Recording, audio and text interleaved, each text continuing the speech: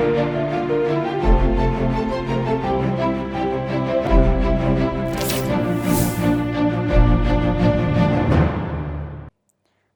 स्वागत है आपका। आप देख रहे हैं सी न्यूज़ भारत। मैं हूं आपके साथ इशिता। वक्त हो गया उत्तर प्रदेश बुलेटिन का। इस बुलेटिन में बात करेंगे बलिया की, जहां लोकपाल संघ पदाधिकारी का चुनाव संपन्न हुआ। साथ ही बात करेंगे प्रयागराज की, जहां राजकीय औद्योगिकी प्रशिक्षण संस्थान में स्वामी विवेकानंद युवा सशक्तिकरण योजना के तहत छात्र छात्राओं को टैबलेट वितरित किए गए। ऐसी तमाम खबरों पर करेंगे विस्तार से चर्चा। बलिया में लोकपाल संघ का पदाधिकारियों का चुनाव संपन्न हुआ, जिसमें निर्भय नारायण सिंह को फिर से अध्यक्ष चुना गया। जिला मंत्री, उपाध्यक्ष समेत अन्य पदों पर भी चुनाव हुए। नवनिर्वाचित अध्यक्ष ने संगठन की मदद के लिए अपनी आवाज बुलंद करने का वादा किया और चुनाव में सहयोग देने के लिए सभी का धन्यवाद किया। उन्होंने कहा कि वो आखिरी दम तक लेखपाल हित की लड़ाई लड़ेंगे। ये चुनाव बलिया कलेक्ट्रेट स्थित गंगा बहुउद्देशीय सभागार में संपन्न हुआ।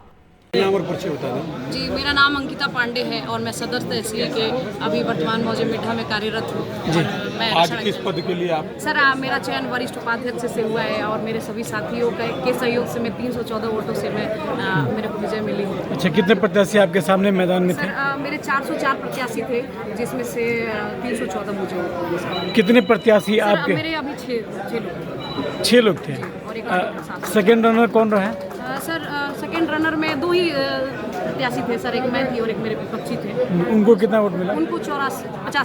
अच्छा, 85। तो अब आपको आपके संगठन ने इतनी बड़ी जिम्मेदारी दी है, कैसे इसको निभाएंगे आप? जी सर, मेरे संगठन की ये जिम्मेदारी है और हम लोग अपने पूरे एफर्ट्स के साथ हम लोग काम करते हैं। हम लोग हमारे एंड से हम लोग यही चाहते हैं कि किसी भी जनता को या फिर किसी भी प्रकार से कोई समस्या ना हो।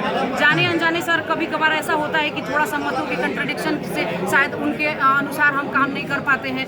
अगर गलत चीज़ का भी हम विरोध करते हैं तो थोड़ा सा जनता को ये बुरा लगता है। लेकिन सर, हम पूरा प्रयास करते हैं कि हम सारे लोगों का एकदम बिल्कुल बढ़िया तरीके से हम काम करें। नाम है आपका? मुन्ना राम। किस पद के लिए चुने गए आप? जिला मंत्री लोकपाल संघ बलिया। अच्छा, क्या कितने प्रत्याशी थे आपके सामने?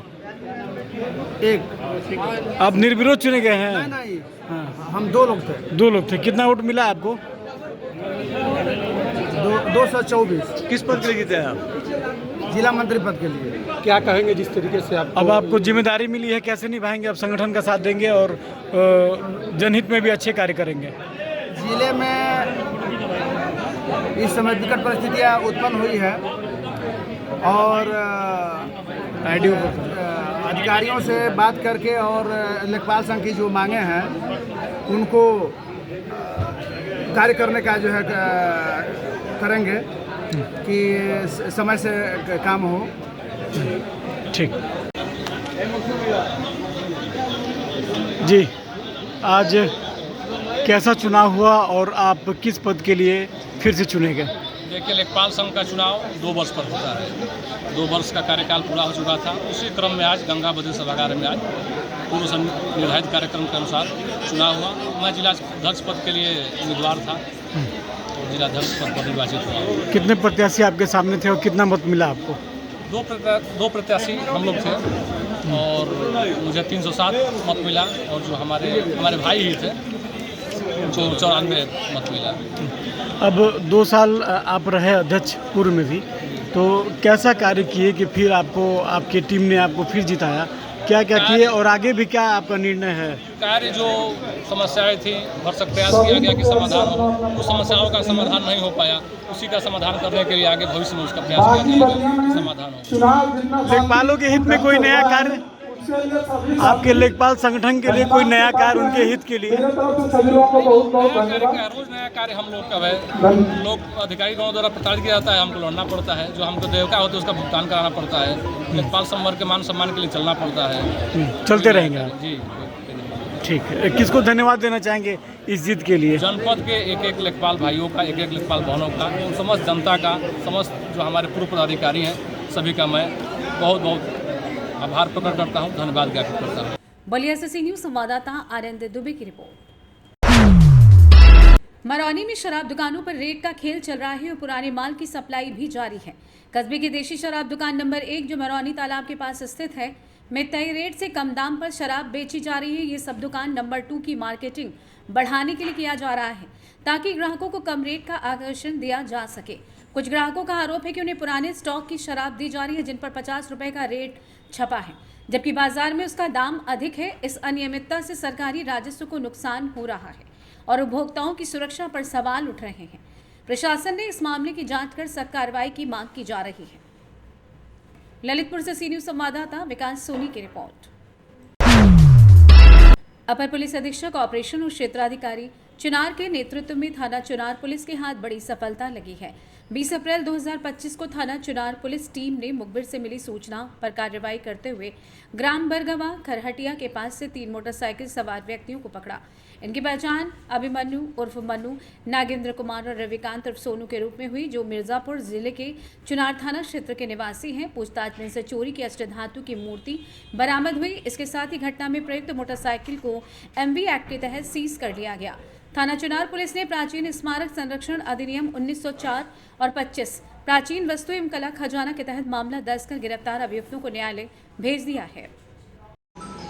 ये प्रकरण जो है कल थाना चुनार के द्वारा एक कार्रवाई की गई। हमारे वरिष्ठ पुलिस अधीक्षक महोदय सुमेन वर्मा सर के डायरेक्शन में बेहतर और सदृढ़ पुलिसिंग के लिए निर्देशित किया गया था। उसी के अनुक्रम में SP ऑपरेशन सब, CO चुनार और इंस्पेक्टर चुनार के द्वारा ये उनके निर्देशों में बड़ी अच्छी कार्रवाई की गई। कल 3 इन्होंने चोरों को पकड़ा। इसमें भगवान वेणुगोपाल, श्री कृष्ण जी की ये मूर्ति इन तीनों चोरों से मुखबिर की सूचना पे बरामद की गई और ये उसके बाद एक हमारे द्वारा एक्सपर्ट ओपिनियन इस पर लिया गया। तो ये दक्षिण भारत से जो कलाकृति है उसकी संभावित शैली जो है दक्षिण भारत की मूर्तियों से मिलती है और ये इसकी जो जनरल एक कीमत है लगभग 1 करोड़ के आसपास है। तो इस मूर्ति को इन तीनों चोरों को पुलिस के द्वारा बरामद किया गया मोटरसाइकिल के साथ। मिर्जापुर से सी न्यूज संवाददाता अनिल की रिपोर्ट। प्रयागराज में आज राजकीय औद्योगिक प्रशिक्षण संस्थान में स्वामी विवेकानंद युवा सशक्तिकरण योजना के तहत ITI उत्तीर्ण हुए छात्र छात्राओं को टैबलेट वितरित किए गए। इस कार्यक्रम के मुख्य अतिथि मंडा ब्लॉक प्रमुख अशोक सिंह रहे। प्रधानाचार्य धीरेन्द्र प्रताप सिंह और फोरमैन प्रभारी मांडा मिश्रीलाल प्रजापति ने छात्रों को टैबलेट वितरित कर उनके उज्जवल भविष्य की कामना की। ITI से पास हुए छात्र छात्राओं को जैसे electrician, IT, COPA, welder, plumber, chemistry, beautician, painter, draftsman, AC mechanic आदि को ये टैबलेट दिए गए। इस अवसर पर विद्यालय के सभी स्टाफ भी उपस्थित रहे। टैबलेट मिलने से छात्रों में नया उत्साह देखने को मिला। प्रधानाचार्य ने उन्हें आगे बढ़ने की शुभकामनाएं दी। प्रयागराज से सी न्यूज संवाददाता बुद्धसेन वर्मा की रिपोर्ट। उन्नाव शहर में जाम की समस्या को देखते हुए यातायात व्यवस्था को सुगम बनाने के लिए बड़े चौराहे के पास ओवरब्रिज के निकट लेवल पार्किंग का निर्माण कार्य शुरू हो गया है और इस परियोजना का भूमि पूजन RDM गौरांग राठी, SP दीपक भूकर और BJP विधायक पंकज गुप्ता ने किया। पार्किंग में 100 से अधिक 4 पहिया वाहन खड़े किए जा सकेंगे। DM गौरांग राठी ने निर्माण स्थल का निरीक्षण कर अधिकारियों को गुणवत्ता पर विशेष ध्यान देने के निर्देश दिए। इसके अलावा शाम के समय फूड स्ट्रीट बनाने की योजना भी है। प्रशासन का उद्देश्य पार्किंग की कीमतें कम रखकर लोगों को सहूलियत देना है। उन्नाव का ये प्रमुख चौराहा शहर का सबसे व्यस्ततम इलाका है, जहां अवैध पार्किंग और बाजार के कारण जाम की समस्या होती है। नई पार्किंग से व्यापारियों और वाहन चालकों को राहत मिलने की उम्मीद है। सर, लेवल पार्किंग बनवाने हेतु पूजन किया गया है, कितनी योजना है, आप लोगों को कैसे लाभ मिलेगा? माननीय विधायक सदर श्री पंकज गुप्ता जी, माननीय जिला पंचायत जिला कोऑपरेटिव बैंक अध्यक्ष जी और बाकी गणमान्य अतिथियों के साथ और बाकी USDA की पूरी टीम और कप्तान साहब के साथ हम लोगों ने सामूहिक रूप से यहाँ पे आज भूमि पूजन किया, जिसमें करीब 1400 स्क्वायर मीटर भूमि पर हम लोग भूमिगत जो लेवल पार्किंग है उसका निर्माण किया जाएगा। इसके साथ साथ जो पूरा एरिया है इसको डीकंजेस्ट करके और जो दुकानें हैं इनको भी रिलोकेट करके हम लोग एक बेहतर व्यवस्था पार्किंग के दृष्टिगत भी और लोगों के आने जाने के लिए और एक स्पॉट क्रिएट करने के इस प्रकार का कि जहाँ पे शाम को व्यक्ति खाने पीने की और इत्यादि इस चीज़ के लिए आ सके। तो इस दृष्टिगत ये पूरी जगह डेवलप की जा रही है। कैसे कोई शुल्क रखा जाएगा या पास? ये सब जो निर्णय हैं हम लोग जो मिनिमम निर्धारित मूल्य होगा उसके हिसाब से करेंगे, जिससे कि मेंटेनेंस यहाँ पे प्रॉपर्ली होता रहे। उन्नाव से सी न्यूज संवाददाता अजय कुमार की रिपोर्ट। बरेली के जीनत कॉन्वेंट स्कूल बिहारीपुर में 450 बच्चों को किताबें, स्कूल बैग, टाई और बेल्ट अमन कमेटी के प्रदेश अध्यक्ष डॉक्टर कदीर अहमद की तरफ से निःशुल्क दी गई और क्लास एनसी के 45 बच्चों को ड्रेस भी जीनत स्कूल के manager doctor Qadir Ahmad, principal Saba Khan ने निःशुल्क दी। वहीं ड्रेस, किताबें, बैग पाकर बच्चों के चेहरे खिल उठे। स्कूल इंचार्ज शिफा खानम ने बच्चों को तैयार किया और सांस्कृतिक प्रोग्राम करवाया। डॉक्टर कदीर अहमद ने अपने स्कूल के टीचर्स की तारीफ की। उन्होंने कहा कि वो नन्हे मुन्ने बच्चों के साथ मेहनत करते हैं। इस दौरान शकील अहमद, मिनल मोइन, रेशु टंडन, आरजू, अलीशा, सामीन, फरहीन, शाइना, मानसी, अरीना, उज़मा ने सभी लोगों का शुक्रिया अदा किया। डॉक्टर साहब, आज क्या कार्यक्रम था स्कूल में? आज मैंने अपने जीनत कॉन्वेंट स्कूल में जो एनसी क्लास के, नर्सरी क्लास के 47 स्टूडेंट एडमिशन लिए हैं, उन सबको ड्रेस भी मैंने अपनी जेब से फ्री दी है। वैसे तो मैंने 450 बच्चे अब तक एडमिशन हो गए हैं। 450 बच्चों को पूरा कोर्स इंग्लिश मीडियम का फ्री दिया है, स्कूल बैग फ्री दिया है, tie belt, I card free दिया है। मेरे 3 स्कूल चल रहे हैं, एक किला जामा मस्जिद पे, एक काकाटोला में। हम लोग सारे स्कूलों में इंग्लिश मीडियम के कोर्स पूरे फ्री देते हैं ताकि गार्जियन की मदद हो जाए। जो इंसान पढ़ा लिखा होगा वो आगे भी तरक्की करेगा। कदीर साहब, देखते हैं कि बहुत सारे स्कूल में स्कूल ही बोलते हैं कि आप उस दुकान से किताबें खरीदिए। इस तरह की चीज़ें पेरेंट्स को बड़ा बर्डन पड़ता है और आपने जिस तरह का काम किया काबिल तारीफ़ है।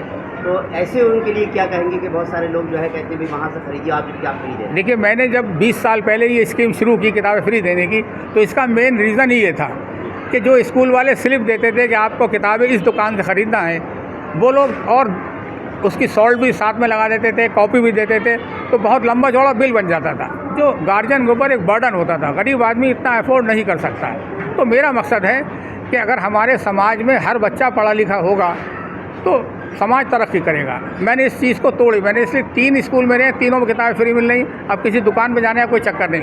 ये ड्रेस का सिस्टम क्यों शुरू करा? कुछ दुकानदार ड्रेस 1000 रुपये की दे रहे हैं, 1500 की दे रहे हैं। मैंने इसलिए ड्रेस भी एनसी के बच्चों को इस साल फ्री दी है और आप लोगों की दुआ रही, अगले साल इंशाल्लाह सभी क्लासेस में ड्रेस फ्री दूँगा मैं। बरेली से सी न्यूज़ संवाददाता मुकेश सिंह की रिपोर्ट। उत्तर प्रदेश के फर्रुखाबाद जनपद में इटावा बरेली नेशनल हाईवे पर ग्राम जैनापुर में तेज रफ्तार डंपर ने बाइक पर टक्कर मार दी। वहीं बता दें कि जिससे बाइक सवार किशोरी की जिला अस्पताल में लोहिया में मौत हो गई। किशोरी के पिता सहित एक रिश्तेदार की हालत गंभीर होने पर हायर सेंटर रेफर कर दिया गया। वहीं निजी अस्पताल में उपचार के दौरान पिता ने ही दम तोड़ दिया। सभी लोग माता पूर्णागिरी के दर्शन कर वापस लौट रहे थे। घायलों की गंभीर हालत को देखते हुए प्राथमिक उपचार के बाद हायर सेंटर रेफर कर दिया गया। वहीं गंभीर रूप से घायल मृतक किशोरी अक्षरा के पिता राजकुमार को आवास विकास तिराहा पर स्थित एक निजी अस्पताल में भर्ती कराया गया, जहां उपचार के दौरान रामकुमार की भी मौत हो गई। पिता पुत्री की मौत की सूचना पर परिवार में कोहराम मच गया। परिजनों का रो रो कर बुरा। सर, एक्सीडेंट हुआ था जैनापुर, जो कि थाना राजेपुर क्षेत्र में आता है। वहाँ से 3 घायल लोग लाए गए थे 3 एक्सीडेंट में। तो उनकी क्या कंडीशन है, क्या नाम है? राजेपुर से 3 लोगों को लाया गया, जिसमें एक बच्ची अक्षरा थी जो मृत अवस्था में थी और 2 व्यक्ति रामकुमार और शिवम सोनी ये गंभीर अवस्था में घायल थे। तो उनका प्राथमिक उपचार करके हायर सेंटर के लिए रेफर कर दिया गया है और अक्षरा की पुलिस सूचना भेज दी गई है और उसको मचरी में रखा गया है। न्यूज़ संवाददाता आदेश की रिपोर्ट। फर्रुखाबाद पुलिस के हाथ बड़ी सफलता लगी है। पुलिस ने 14 घंटे में लूट का खुलासा करते हुए 2 आरोपियों को लूट के माल सहित गिरफ्तार किया है। बता दें, शादी में लिए कर्ज को चुकाने के लिए आरोपी ने लूट की घटना को अंजाम दिया था। डीआईजी एसपी आलोक प्रियदर्शी ने बताया कि कल महिमा अनुपम यादव अपने भतीजे के साथ बाइक से दवा लेने जा रही थी, जहां थाना मऊ दरवाजा क्षेत्र में रस्तोगी पेट्रोल पंप के निकट अपाची बाइक सवार लुटेरे अनुपम की चेन तोड़कर फरार हो गए थे। देखिए, दिनांक 20 तारीख को थाना मऊ दरवाजा में एक महिला के साथ सुबह एक चेन स्नैचिंग की घटना हुई थी। घटना की सूचना प्राप्त होते ही पुलिस ने मौके पर पहुंच करके अपनी जांच पड़ताल शुरू की और मुकदमा लिख करके टीम को अग्रिम इन्वेस्टिगेशन के लिए रवाना किया। पुलिस ने अथक प्रयास करके 10 घंटे के अंदर जो चेन स्नैचर्स थे उनको गिरफ्तार करने में सफलता प्राप्त की, जिनके नाम अमनवीर और यश है। अमरवीर मऊ दरवाजा का रहने वाला है और उसने पूछताछ में बताया है कि कुछ दिन पहले उसकी शादी हुई थी और शादी के टाइम पे उसके ऊपर कुछ कर्जा हो गया था। उस कर्जे को चुकाने के लिए उसके द्वारा अपने भतीजे के साथ मिलकर के कृत्य किया गया है। उसके भतीजे का नाम है यश, जो इस घटना में शामिल था। घटना में जो शामिल सफ़ेद रंग के अपाचे मोटरसाइकिल आइडेंटिफाई हुई थी, पुलिस ने उसको भी रिकवर कर लिया है और अभियुक्तों के कब्जे से वो जो छीनी गई चेन थी वो भी बरामद कर ली गई है, जिसको वो अभी तक बेच नहीं पाया। पकड़े गए अभियुक्तों से पूछताछ की जा रही है, उनका आपराधिक इतिहास ज्ञात किया जा रहा है। फर्रुखाबाद से सी न्यूज़ संवाददाता आदेश की रिपोर्ट। इस बुलेटिन में फिलहाल इतना ही। देश और दुनिया की तमाम बड़ी जानकारी के लिए देखते रहिए सी न्यूज़ भारत।